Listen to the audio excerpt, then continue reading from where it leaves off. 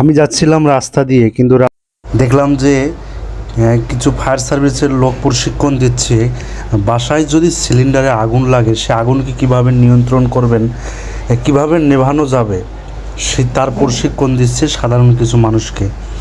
তা আমি দাঁড়ালাম, সেখানে দাঁড়ানোর পর সেটা ভিডিও করলাম। দেখলাম যে এই প্রশিক্ষণগুলো আমাদের সমাজে সবারই প্রয়োজন, কারণ আমাদের বাসা বাড়িতে আমরা সবাই সিলিন্ডার ইউজ করে থাকি। যেখানে সাপ্লাই গ্যাস নাই সেখানে কিন্তু আমরা সবাই সিলিন্ডার ব্যবহার করে থাকি। সিলিন্ডার ব্যবহার করতে গেলে কিন্তু আমাদের বিভিন্ন সময় বিভিন্ন সমস্যার সম্মুখীন হয়।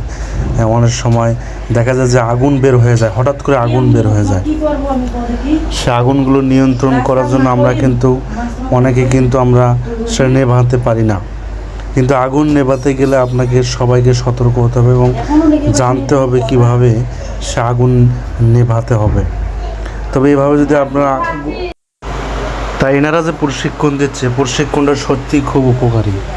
আমি মনে করি যে ফায়ার সার্ভিসেস যারা আছে, কর্মরত আছে, কর্তব্যরত, আমি সবাইকে বলবো আপনারা সবাই বিভিন্ন দেশের বিভিন্ন প্রান্তে যেখানে যে জায়গায় সিলিন্ডারগুলো ইউজ করে সাধারণ মানুষ, তাদের সুবিধার্থে আপনারা এই প্রশিক্ষণগুলো দিয়ে থাকবেন।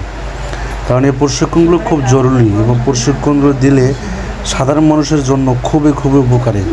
কারণ তাছাড়া অনেক সময় দেখা যায় আগুন লেগে যায়, সাধারণ মানুষের ঘর বাড়ি অনেক কিছু পুড়ে যায়, কিন্তু সামান্য সিলিন্ডার থেকে আগুন বের হয়ে যায়, সে আগুন কিন্তু আমরা নিয়ন্ত্রণ করতে পারি না।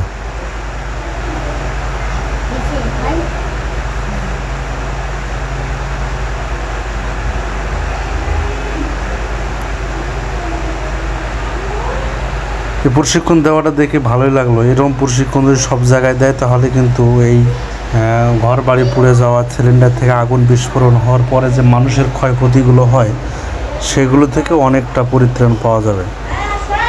খুব সুন্দর উদ্যোগ এটা আমি মনে করছি, এবং এটা সব জায়গায় এমন প্রশিক্ষণ যেন দেওয়া হয়, এটা আমি কর্তৃপক্ষকে বলবো।